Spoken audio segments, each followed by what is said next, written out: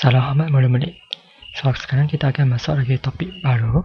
Reka bentuk pangkalan data dan hubungan. Ini unit 2.2.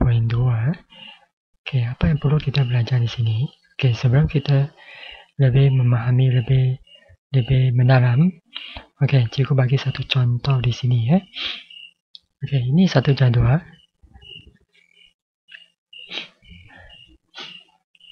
Asalkan kita belajar pangkalan data, dia akan melibatkan banyak jadual di sini lah.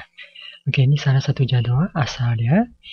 Dalam sini, waktu salin, kod buku ni mungkin boleh pendekkan kan. Kamu boleh guna 01, 02, 03, 04, lebih senang lah. Ini mungkin M01, M02, lebih ringkas. Nama ni mungkin boleh guna nama pendek saja Ali. Kemudian nombor telefon, tak perlu yang sebenar lah. Boleh pendekkan. Ini date dia, pinjam, date hantar. Ini yang asal lah. So sebenarnya kalau dalam pangkalan data yang sebenar tidak ada jadual sepanjang macam ni lah. Tidak ada. Biasanya kita akan asingkan kepada beberapa jadual yang kecil lah.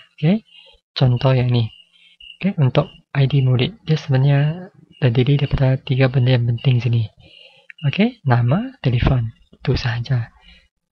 Jadual ni boleh kita bagi satu nama, peminjam, maksudnya pelajar yang meminjam buku. Ataupun kita nak bagi jadual murid, boleh juga. Tapi bagus lagi nama ini menunjukkan apa fungsi pangkalan jadual ni. Lebih bagus lah. Jadual murid, jadual peminjam, mana lebih bagus? So ini melibatkan tarik pinjam, tarik hantar, maksudnya buku lah kan. Buku lah. Buku lah, sebab ni icon buku. So nama ni tak boleh bagi sembarangan lah. Berkaitan lah, berkaitan. Ini jadual pertama. Jadual kedua. Ini buku. Jadi murid, tarik hantar, tarik pulang. So tarik hantar, tarik pulang ni tak perlu letak sini. So ini jadual peminjam tak perlu. Dia letak di buku sini. Sekarang mungkin pelajar akan tanya, ini ID ni ialah kunci primer. So boleh labelkan waktu salin. Ini kunci primer. Di sini nampak tak ID murid datang di sini. Nampak datang di jadual ni kan. So ini dipanggil sebagai kunci asing. Itu dia.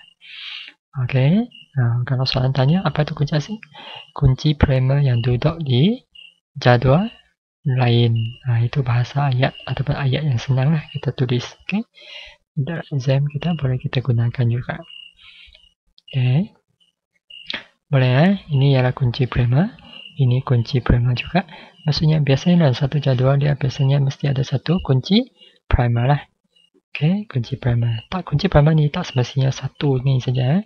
Dia boleh beberapa. Kalau yang sebenar lah. Untuk memahami dia kita tengok satu dulu lah. Tengok satu. Ini jadual pinjaman. So ini peminjam, ini jadual pinjaman lah. Ini nama yang sesuai lah. Sekarang jadual asal tadi kan. Jadual asal tadi sudah kita tengok tadi. Jadual asal ni kita pecahkan dia atau asingkan ke beberapa jadual yang lebih kecil tadi kan. Jadual peminjam, jadual pinjaman. So ini yang akan disimpan dalam pangkalan data lah sebenar. Itu tadi sudah cukup cakap kan. Dia tak simpan jadual asal yang besar ni. Dia akan simpan ni. Yang kecil-kecil ni. Shopee pun sama lah. Facebook pun sama juga. Mereka simpan dalam jadual kecil-kecil ni. Kemudian ini dipanggil sebagai penomaran. Kalau exam kedua, apa maksud penomaran? Maksudnya jadual asal dipecahkan ke beberapa jadual hubungan yang lebih kecil. Ini maksudnya penomaran.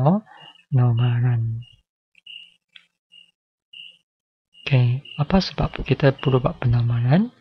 Untuk mencegah kelewahan dan kehilangan ketekalan data. Masih ingatkah kelewahan dan kehilangan tekanan data? Minggu lepas sudah kita belajar kan? 2 minggu lepas sudah kita belajar benda ni. Kalau lupa boleh tengok balik. Mesti ingat lah ni pangkalan data. Mesti ingat.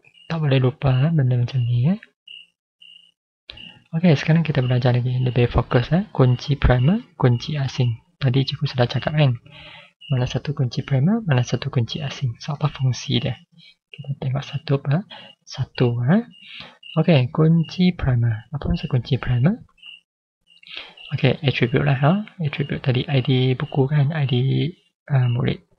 Okey, itu tadi cikgu sudah cakap. Okey, boleh gabungan. Okey, boleh gabungan beberapa attribute. Ini dalam projek kamu sudah ada. Cuba tengok. Okey, kalau keadaan sebenarnya satu primer ni dia tak dapat buat lah. Tak dapat kita buat untuk panggalan data sangat besar. Okey, dan panggalan kecil boleh. Okey, dengan nilai yang unik. Unik maksudnya tidak boleh berulang.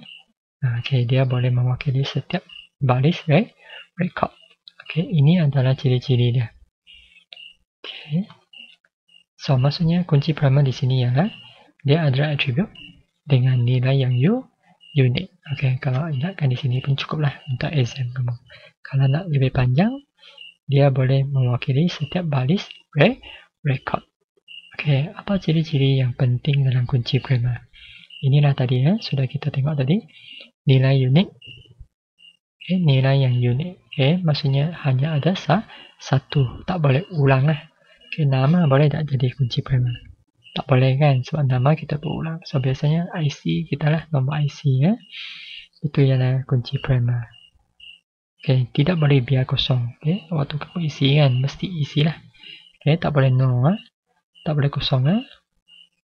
Okey, kamu biar kosong, dia tak mau jalan nanti. Okey, form kamu tu nanti. Okey, tidak punya nilai yang sah. Ini sudah beritahu tadi. Tidak mempunyai nilai yang sama. Okey, ataupun berulang. Okey, nilai dia tetap tidak berubah. Ini antara ciri lah. Okey, mungkin boleh ingat dua. Penting tu. Nilai unik. Tidak boleh dibiar kosong. Tidak boleh berulang. Itu pun boleh lah. 3 ni. Ini yang penting lah. Okey, ini ciri-ciri kunci primer. Okey, apa kepentingan? Kenapa kita perlu ada kunci primer di sini? Okey, ini pastikan setiap rekod kita yang lama tu tersimpan tidak bertindih dengan rekod baru. Tidak bertindih dengan rekod baru. Maksudnya contoh Shopee kan ada banyak penjual. Kita dah beli banyak barang kan. So, maksudnya kalau ada kunci primer, okey, dia tak bertindih lah. Okey, rekod baru lama dia masih kekal di situ. Okey, kita mungkin tak nampak. Okey, sekarang kita tengok. Kita membeli identiti yang unik. Okey, identiti maksudnya setiap rekod itu mesti unik. Okey, mesti unik dalam pangkalan data. Okey, kemudian elakkan dia berlakunya pertindihan data supaya data itu tidak bertindih. Okey, tidak berulang-ulang. Simpan di pangkalan data yang sama.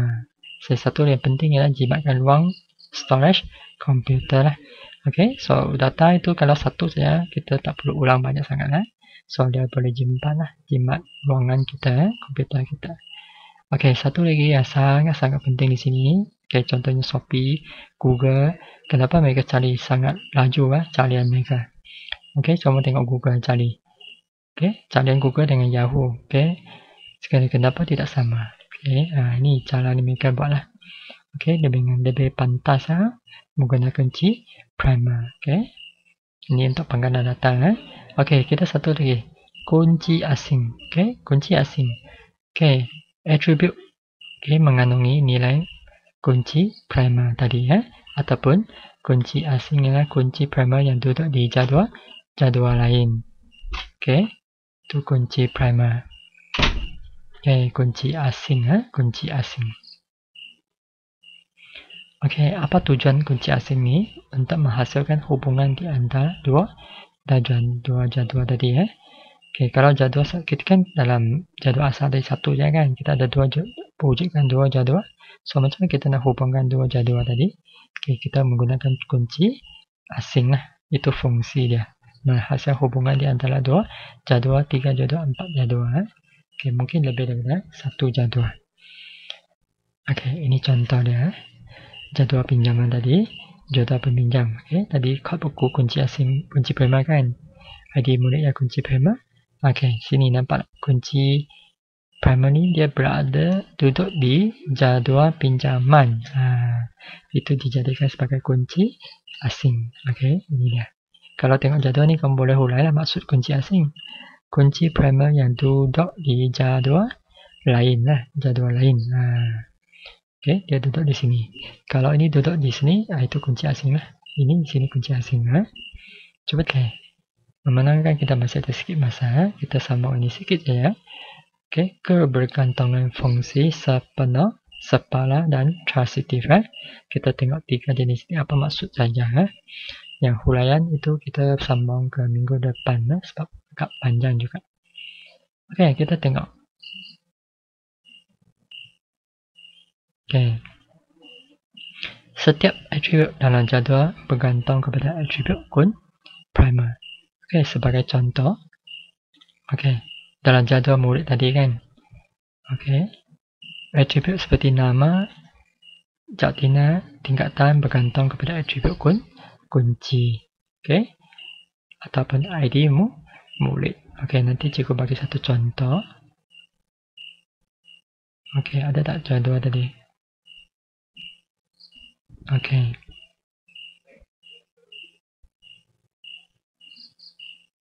Okey, ini ialah kebergantungan lah. Kebergantungan.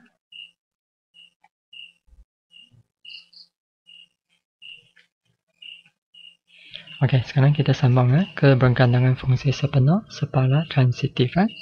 Okey. Kita tengok di sini. Setiap atribut dalam jadual bergantung kepada, ini sudah kita belajarkan. Setiap atribut mesti bergantung pada kunci primer. Kunci primer. Contohnya jadual itu kalau ada nama, jantina, tingkatan, so dia bergantung ke siapa? Kan kunci primer, contohnya ID murid. Apabila kita analisis ni, kebergantungan ni, lepas itu kita nak kurangkan kelewahan data. Proses ini kita panggil sebagai penormalan. Tadi sudah kita belajarkan jadual besar, kita pecahkan kepada jadual kecil. Tambah lagi satu ayat di sini. Kita analisis kebergantungan, kita nak tahu dia bergantung ke tidak.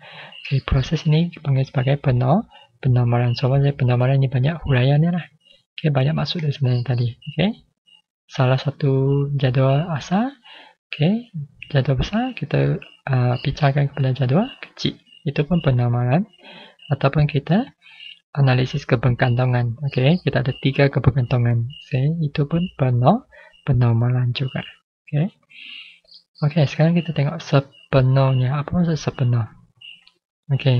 Bila atribut-atribut ini bergantung sepenuhnya kepada semua atribut. Contohnya nama murid, tingkatan, semua bergantung kepada ID murid. Itu ialah fungsi sepenuh. So, huraian lebih lanjut kita akan belajar minggu depan. Kita setakat ini saja. Yang maksud dia dulu. Maksud dia saja. Kita tengok fungsi sepala. Apabila atribut ini bergantung kepada salah satu daripada atribut kunci. Salah satu saja, bukan dua-dua. Bukan semua. Salah satu. Last sekali, fungsi transitif. Apabila atribut bergantung kepada atribut biasa yang lain dalam jadual. Dia bukan bergantung kepada kunci asing, kunci primer. Dia bergantung kepada atribut yang lain dalam jadual. Itu dipanggil fungsi transitif. Itu sahaja. Sekian. Terima kasih.